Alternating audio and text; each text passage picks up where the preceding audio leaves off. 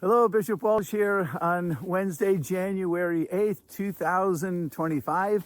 And it's a balmy 4 degrees here, enjoying a nice snowshoe walk this morning. And right behind me is the Seagull Club ski slope. You can kind of see them making snow as if we need more. But it's always good to have some fresh powder for the skiers. Wish everyone a happy new year and a happy Jubilee year.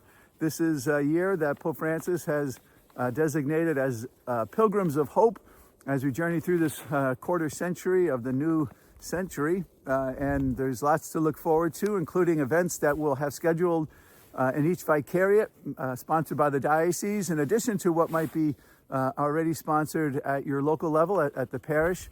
And just to be mindful, I think, as we go through the year, that the sense of hope as a virtue is what helps to animate us and keeps us focused on the gift of heaven, and how, as people of hope, despite sin and obstacles and challenges and our struggles, that we have a loving God that desires our salvation. And as we continue celebrating the Christmas season that unfolds, we kicked off the Jubilee year at the Cathedral for us in the diocese last Saturday for the Feast of the Epiphany. There's a special Jubilee cross. And just continue to be mindful of how we can journey together as pilgrims of faith. We have 2 pilgrimages scheduled, one to Wisconsin that I'll lead in May, and Father Matthew Wigton will lead a pilgrimage to Rome in November. And again, lots of other things to think about as part of the Jubilee year. For pastoral planning, I want to let everyone know that as part of this new year as well, in 2025, we'll have a more concerted effort at our pastoral planning in the Diocese of Gaylord. At our Presbyteral Council meeting in December, our priests discussed a lot of different factors that are really coming to bear. More importantly, the way we would have to vision where we're going to be at in 5 years or 10 years down the road with our priestly resources and demographics and different shifts and things that might require some alterations. So we have some work to do ahead of us, all of us, together. It's very important. It's going to start off with the survey that we send out to all the parishes, and by the end of the month we'll review what the data that comes in and build on a 2009 report that was done and some of the recommendations that were made, and then just try to gel everything together, have series of meetings and planning and ways that we're just going to have to be able to make some important decisions that might be difficult decisions ahead, but with prayerful confidence that God is guiding us. Like every diocese all around the world, all throughout time, have to constantly make adjustments and shift, but never lose that focus on how we are pilgrims of hope, how our church stands strong, and how no matter what adaptations we make, God will be there with us and provide for us. So we'll continue that aspect of pastoral planning into the new year. In terms of my trip to Nigeria, a week from today, I'm scheduled to be on a plane, but I don't have my visa yet. I went to Atlanta to the consulate back in October. I was expecting the visa to come through in November. And if I don't have it, it just hasn't arrived yet, despite all our efforts to track it down.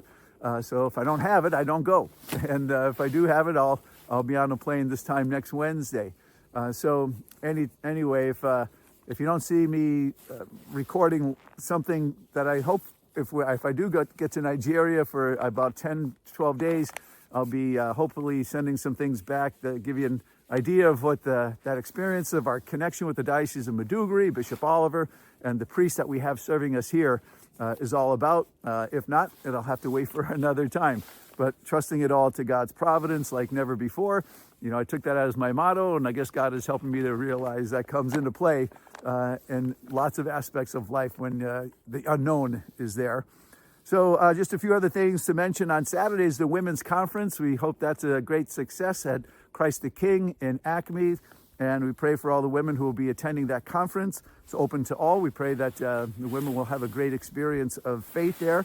On Sunday, I'll have Mass at the Cathedral, and then a Knights of Columbus winter dinner and a meeting that is for the Knights. And on Monday, there is final recommendations that will be coming for 2 prospects for seminarians for us next year. And things are looking very good for that. We pray that God, again, continues to increase the number of our seminarians. I had a wonderful gathering with them and Father Rexroth this past week as part of our Christmas celebration. And then on Tuesday, we have deacon candidates and their wives at the Pastoral Center. I'll be visiting with them and have a director's meeting. But I do hope everyone enjoyed their holidays. I enjoyed my trip to Scranton.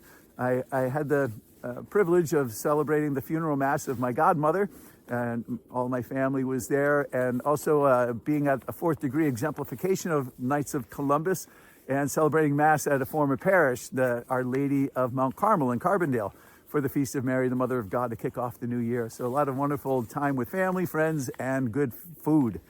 So stay tuned for the Nigerian cliffhanger, and we'll see you next week. Until then, God bless.